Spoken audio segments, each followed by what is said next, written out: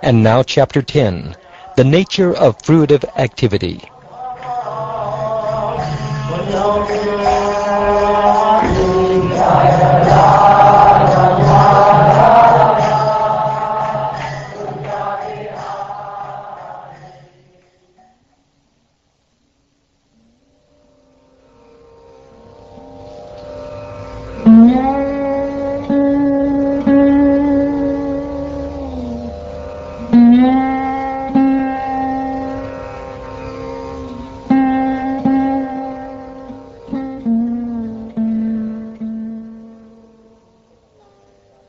The Supreme Personality of Godhead said, "Taking full shelter in me, with the mind carefully fixed in the devotional service of the Lord, as spoken by me, one should live without personal desire, and practice the social and occupational system called varnashram.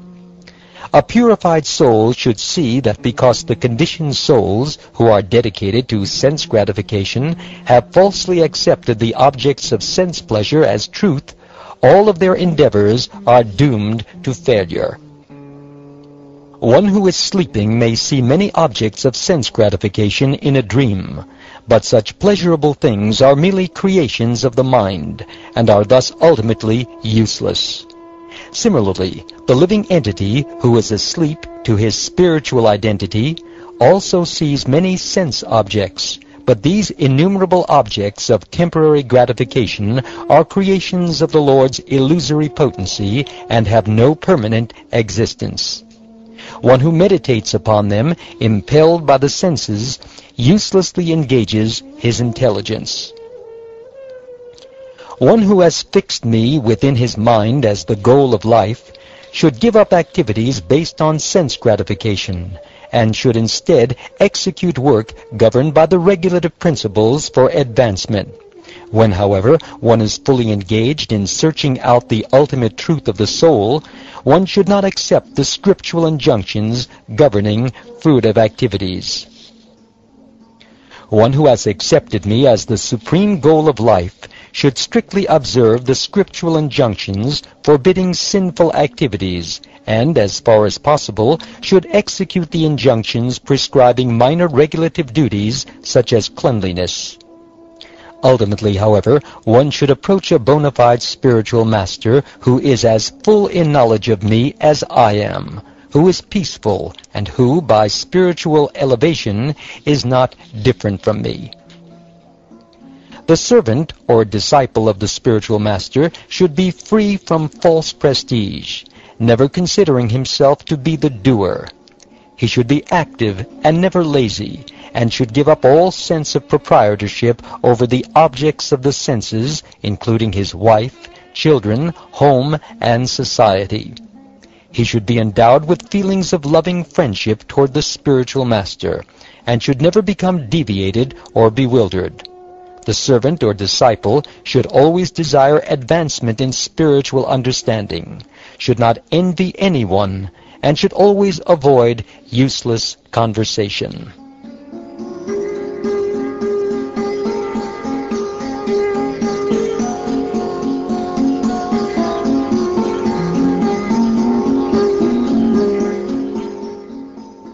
One should see one's real self-interest in life in all circumstances, and should therefore remain detached from wife, children, home, land, relatives, friends, wealth, and so on.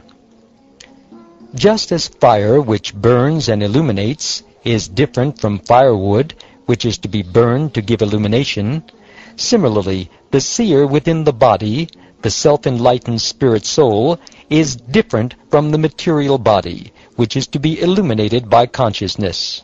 Thus the spirit soul and the body possess different characteristics and are separate entities. Just as fire may appear differently as dormant, manifest, weak, brilliant, and so on, according to the condition of the fuel, Similarly, the spirit soul enters a material body and accepts particular bodily characteristics. The subtle and gross material bodies are created by the material modes of nature, which expand from the potency of the Supreme Personality of Godhead. Material existence occurs when the living entity falsely accepts the qualities of the gross and subtle bodies as being his own factual nature. This illusory state, however, can be destroyed by real knowledge. Therefore, by the cultivation of knowledge, one should approach the Supreme Personality of Godhead within oneself. By understanding the Lord's pure, transcendental existence, one should gradually give up the false vision of the material world as independent reality. The spiritual master can be compared to the lower kindling stick, the disciple to the upper kindling stick, and the instruction given by the Guru to the third stick placed in between. The transcendental knowledge communicated from Guru to disciple is compared to the fire arising from the contact of these, which burns the darkness of ignorance to ashes, bringing great happiness both to Guru and disciple.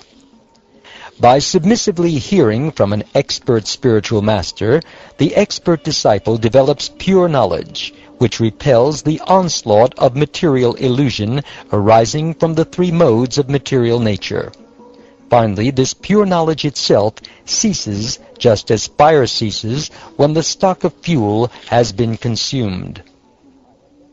My dear Uddhava, I have thus explained to you perfect knowledge.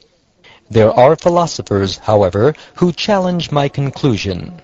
They state that the natural position of the living entity is to engage in fruitive activities, and they see him as the enjoyer of the happiness and unhappiness that accrue from his own work. According to this materialistic philosophy, the world, time, the revealed scriptures, and the self are all variegated and eternal, existing as a perpetual flow of transformations.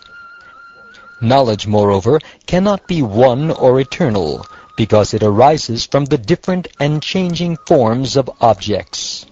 Thus, knowledge itself is always subject to change.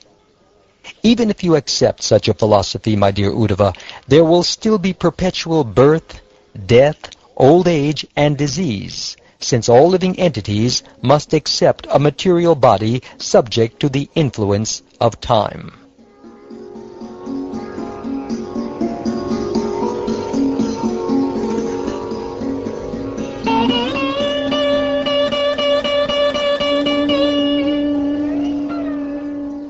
Although the performer of fruitive activities desires perpetual happiness, it is clearly observed that materialistic workers are often unhappy and only occasionally satisfied, thus proving that they are not independent or in control of their destiny.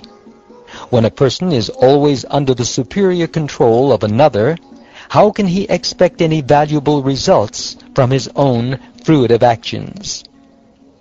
It is observed within the material world that sometimes even an intelligent person is not happy.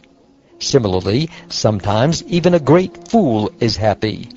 The concept of becoming happy through expertly performing material activities is simply a useless exhibition of false egotism. Even if people know how to achieve happiness and avoid unhappiness, they still do not know the process by which death will not be able to exert its power over them. Death is not at all pleasing, and since everyone is exactly like a condemned man being led to the place of execution, what possible happiness can people derive from material objects or the gratification they provide? That material happiness of which we hear, such as promotion to heavenly planets for celestial enjoyment, is just like that material happiness we have already experienced. Both are polluted by jealousy, envy, decay, and death. Therefore, just as an attempt to raise crops becomes fruitless if there are many problems like crop disease, insect plague, or drought, similarly, the attempt to attain material happiness, either on earth or on the heavenly planets, is always fruitless because of innumerable obstacles. If one performs Vedic sacrifices and fruitive rituals without any mistake or contamination, one will achieve a heavenly situation in the next life. But even this result, which is only achieved by perfect performance of fruitive rituals, will be vanquished by time. Now hear of this. If on earth one performs sacrifices for the satisfaction of the demigods, he goes to the heavenly planets where, just like a demigod, he enjoys all of the heavenly pleasures he has earned by his performances. Having achieved the heavenly planets, the performer of ritualistic sacrifices travels in a glowing airplane, which he obtains as the result of his piety on earth. Being glorified by songs sung by the Gandharvas and dressed in wonderfully charming clothes, he enjoys life surrounded by heavenly goddesses. Accompanied by heavenly women, the enjoyer of the fruits of sacrifice goes on pleasure rides in a wonderful airplane, decorated with circles of tinkling bells that flies wherever he desires. Being relaxed, comfortable, and happy in the heavenly pleasure gardens, he does not consider that he is exhausting the fruits of his piety and will soon fall down to the mortal world. Until his pious results are used up, the performer of sacrifice enjoys life in the heavenly planets. When the pious results are exhausted, however, he falls down from the pleasure gardens of heaven, being moved against his desire by the force of eternal time. If a human being is engaged in sinful, irreligious activities, either because of bad association or because of his failure to control his senses, then such a person will certainly develop a personality full of material desires. He thus becomes miserly toward others, greedy, and always anxious to exploit the bodies of women. When the mind is so polluted, one becomes violent and aggressive, and without the authority of the Vedic injunctions, slaughters innocent animals for sense gratification. Worshipping ghosts and spirits, the bewildered person falls fully into the grip of unauthorized activities and thus goes to hell, where he receives a material body infected by the darkest modes of nature. In such a degraded body, he unfortunately continues to perform inauspicious activities that greatly increase his future unhappiness, and therefore he again accepts a similar material body. What possible happiness can there be for one who engages in activities inevitably terminating in death?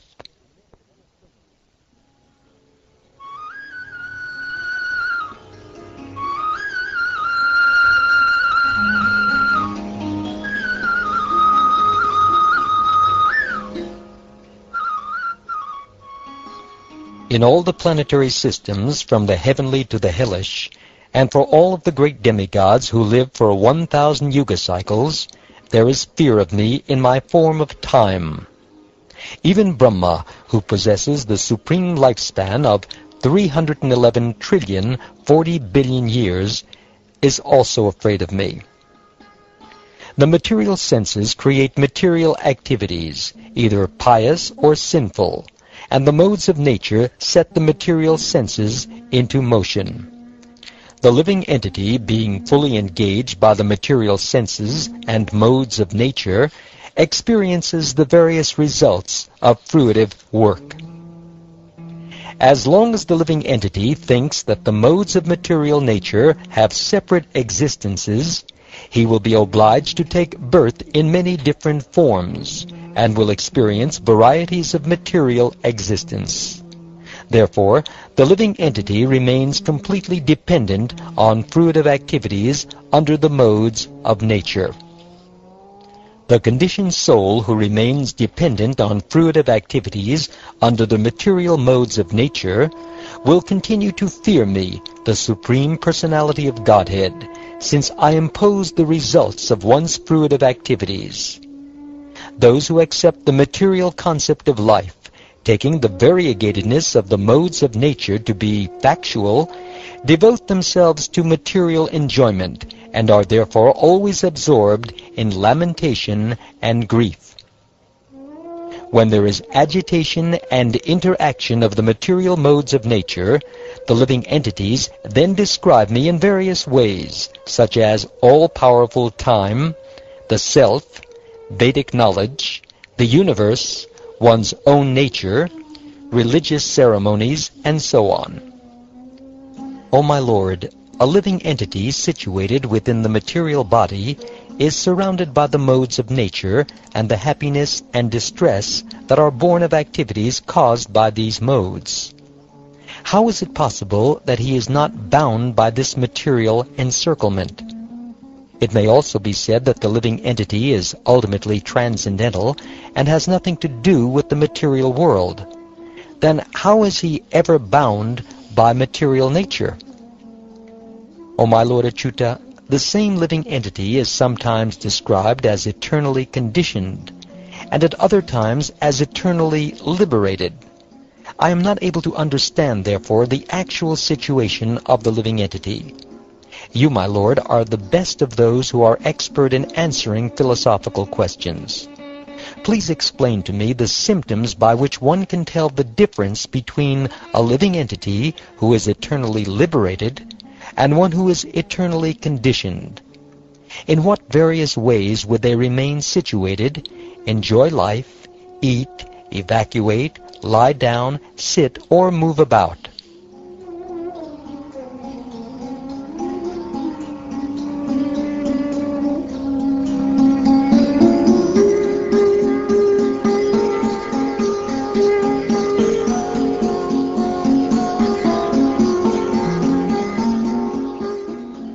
Thus ends the 10th chapter of the 11th canto of the Srimad Bhagavatam, entitled The Nature of Fruitive Activity.